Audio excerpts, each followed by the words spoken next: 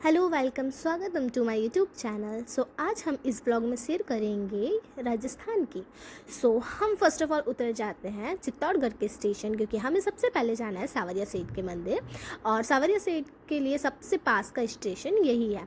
तो हम यहाँ पे उतर जाते हैं। किन्नर लोग यहाँ पे वीडियोज़ बना रहे होते हैं, हम उनका भी शूट करते हैं, उन्हें काफ़ी ज़्यादा अच्छा भी लगता है। और गई सभी रात के 2:30 बज रहे हैं, लेकिन यहाँ पे जो पब्लिक है ना, उनको देख के लग ही नहीं रहा था कि 2:30 बज रहे हैं। काफ़ी भीड़ हो रही थी बिकॉज़ सब लोग को सावरिया सेठ ही जाना था ऑलमोस्ट।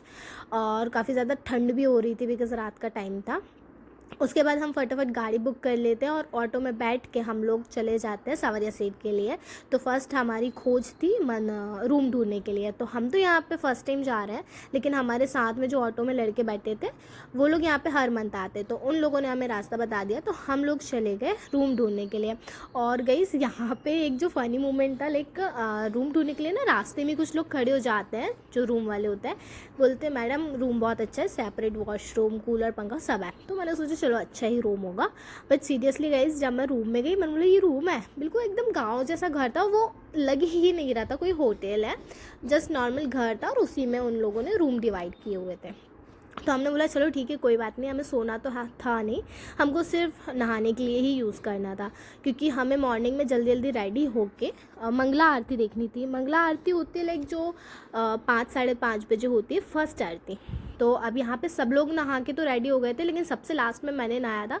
तो मुझे पड़ रही थी गालियाँ, क्योंकि हम लोग आरती मिस नहीं करना चाहते थे।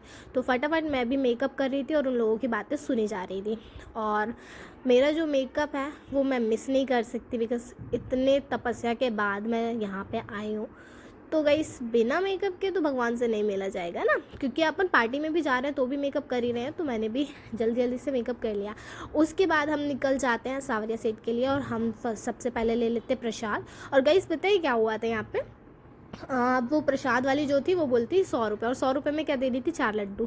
तो हमने बोला 50 में दे दो। बोलते हाँ हाँ ले लो ले लो। तो हम लोगों ने जल्दी से प्रसाद ले लिया। उसके बाद हम लोग लाइन में लग गए। और स्टार्टिंग में तो बिल्कुल भी भीड़ नहीं हो रही थी, लेकिन जैसे जैसे हम आगे जाते गए तो वहाँ पे बहुत ज़्यादा भीड़ हो गई थी। और इतना ज़्यादा लंबा कॉरिडोर बनाया था भाई, जो इंसान थक ही जाए। कम से कम 1 किलोमीटर हम चलते ही रहे। और कोई भीड़ भी नहीं थी। भीड़ तो लास्ट में ही थी, जो मेन द्वार था। तो हम जैसे ही मेन द्वार पहुँचे, इतनी ज़्यादा भीड़ हो गई थी वहाँ, तो धक्का मुक्की भी हो रही थी। और फ़ोन भी अलाउ नहीं रहते, लेकिन हम तो हैं ढीठ, हमें तो फ़ोन चाहिए ही चाहिए। तो हम लोगों ने तो फ़ोन को यूज़ किया। लेकिन क्या हुआ था पता है? सावरिया सीट के जो अंदर मेन दर्शन होते हैं ना, वहाँ पे मुझे ना डंडा भी पड़ गया था पुलिस वाले का हाथ में, और गई नहीं, ठीक है, थोड़ा सा। तो फिर हम लोग यहाँ का व्यू शूट करते हैं। यहाँ पे इतना ज़्यादा सुंदर लग रहा था। अब पता चला इसे सब लोग सावरिया सेठ, लाइक सेठ क्यों बोलते हैं। तो यहाँ पे जो है ना, कृष्णा जी हमारे सेठ ही है। इतना लग्जरी मंदिर है ना उनका, आप देखोगे ना ऐसा लगेगा बस देखते ही रहो। मैं तो मस्त वीडियो बनाए जा रही ऐसा लग रहा था सारे पल मैं इस फ़ोन में कैद कर लूँ। बहुत अच्छा लग रहा था। लेकिन जो हमारे साथ थे उन्हें इतनी जल्दी पड़ी थी ना, वो फ़ोटो भी नहीं लेने दे रहे थे। तो बोलते जल्दी चलो, अपन को दूसरे मंदिर भी जाना है। तो हम लोगों ने फटाफट वीडियोस बनाई, फिर निकल गए दूसरे मंदिर के लिए। और दूसरा मंदिर भी वहीं पे थोड़ा 7 किलोमीटर की दूरी पे है। और ये मंदिर है प्रगट स्थान। जो सावरिया सेठ है यहाँ से प्रकट हुए थे, लेकिन अब यहाँ नहीं है विराजमान, अब वो नए वाले मंदिर में है। तो यहाँ पे भी बहुत सुंदर प्रतिमा थी कान्हा जी की। और यहाँ पे ज़्यादा भीड़ नहीं होती है, बिकॉज सबको नहीं मालूम है यहाँ का। उसके बाद हम बैठ जाते हैं बस में, क्योंकि अब हमें जाना है दूसरे मंदिर के लिए। तो अब हम जा रहे हैं नाथ द्वार। और ये हमारा सबसे मोस्ट डिफ़िकल्ट मंदिर था। पता है क्या हुआ था कि यहाँ पे ना कृष्ण जी को 8 भोग लगता है, तो बस उसी टाइम आधे आधे घंटे के लिए मंदिर खुलता है। अब हम इतनी दूर से सफ़र करके आए, और अभी जो है 11:30 बज चुके थे, और 12 बजे मंदिर बंद होने का टाइम था। तो हम लोगों ने ऐसे दौड़ दौड़ के यहाँ के दर्शन किए थे। और यहाँ पे बहुत ज़्यादा भीड़ थी, अंदर फ़ोन भी अलाउ नहीं था, और यहाँ पे काफ़ी ज़्यादा रिस्ट्रिक्शन थे। तो मैं अंदर फ़ोन नहीं ले गई थी, नहीं तो ज़्यादा ही दिक्कत पड़ जाती। फिर हम लोगों ने यहाँ पे बाज़ार भी लगा हुआ था, बढ़िया शॉपिंग की। लेकिन पता है मुझे एक चीज़ लगी, राजस्थान के जो लोग हैं ना वो काफ़ी ज़्यादा रूड है। लाइक हम भोपालीज जो है ना, वो ऐसे है कि लाइक हम कुछ भी सामान लेते हैं तो जो हमारे शॉपकीपर रहते हैं वो बोलते हैं हाँ हाँ मैडम ले लो, हम लगा लेंगे। लेकिन वहाँ पे पता है क्या बोलते हैं? लेना है तो लो, नहीं तो आगे जाइए। तो चलो ठीक है, छोड़ो, क्या कर सकते हैं, अब सबका अलग अलग रहता है। उसके बाद हम आ गए यहाँ पे ठंडाई पीने के लिए, और ये अंकल बहुत प्यारे थे। सीरियसली मुझे पूरे राजस्थान में सबसे अच्छे अंकल यही लगे, इतने हंसमुख थे ना, और मस्त मज़े से ठंडाई बना रहे थे। और जब मैंने इनकी ठंडाई टेस्ट की ना, मेरा मुंह बन गया था, पता है क्या, क्योंकि इन्होंने बहुत ज़्यादा गरम मसाला डाल दिया था। आई डोंट नो क्या बोलते हैं उसको, लेकिन कुछ तो डाल दिया था, मेरा पूरा गला झन्ना आ गया था। बट उसमें टेस्ट भी अच्छा था, मस्त पिस्ता और बादाम का। सो इसको पीते हुए हमने हमारे पेट को थोड़ी राहत दी, क्योंकि अभी हम खाना नहीं खा रहे थे, क्योंकि हमें फिर से बस में बैठना ही है। और मुझे बस में बैठना बहुत बुरा लगता है, क्योंकि मुझे वॉमिटिंग भी हो जाती है। तो अब नाथद्वार को बाय करते हुए हम लोग पहुंच जाते हैं फिर से बस में, और फिर हम जाते हैं खाटू श्याम जी। और खाटू श्याम जी में भी हम यही चाहते थे कि हम मंगला आरती अटेंड कर पाए। बट क्या हुआ था, जब हमने रूम लिया ना, उसके बाद 1:30 बज रहा था, तो हमने सोचा चलो 2 घंटे सो जाते हैं, उसके बाद हम आरती में चलेंगे।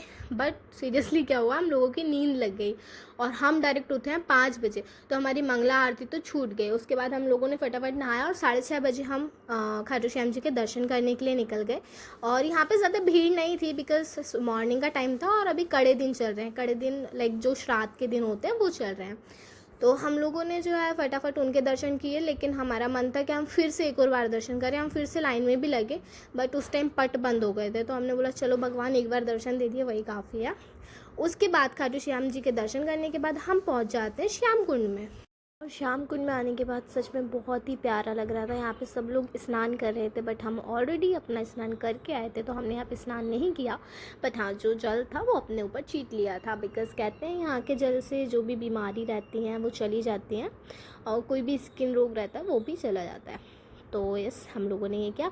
और आपको पता है यहाँ पे क्या हुआ था, एक अंकल थे, काफ़ी मोटे थे, ऐसा बोलना नहीं चाहिए, बट हाँ वो मोटे ही थे। और जब वो उतर रहे थे वो धड़ाम से गिर गए थे।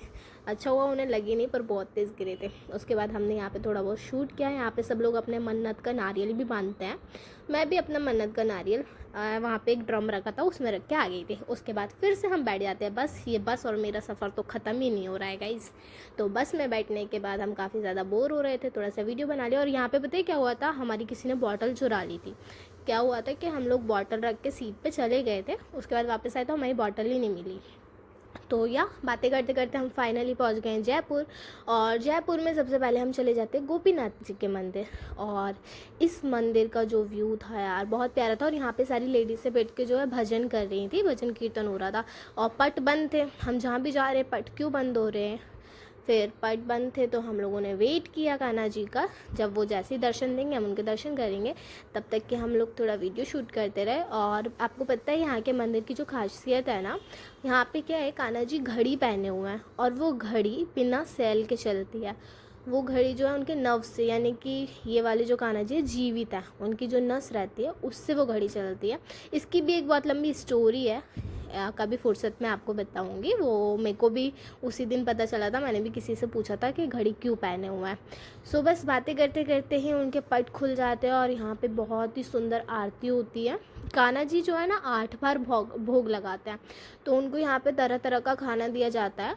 और यहाँ पे कुछ भी बाहर का अलाउ नहीं है प्रसाद में, लाइक हम मिठाई या लड्डू लेके जाते हैं तो वो लोग नहीं लेंगे, वहाँ पे वो लोग खुद ही बनाते हैं और खुद ही चढ़ाते हैं। तो इसके लिए ना बाहर उन्हें एक सब्जी का दुकान भी लगा के रखी हुई है, तो आप वहाँ से कच्ची सब्जी खरीदो और इनको दान कर दो, फिर ये उसका भोग कृष्णा जी को लगाते हैं, फिर वही प्रसाद वितरण होता है। तो यहाँ की जो छवि थी ना बहुत ही मनमोहक थी। और कान्हा जी गाय पे बैठे हुए थे, और बाजू में मुझे नहीं पता कौन सी माता थी, बट हाँ बहुत सुंदर यहाँ का नज़ारा लग रहा था। हम इस मंदिर में काफ़ी देर तक बैठे। बाहर हमारे ऑटो वाले भैया का भी बार बार कॉल आ रहा था, मैडम जल्दी आ जाओ नहीं तो ट्रैफिक हो जाएगा।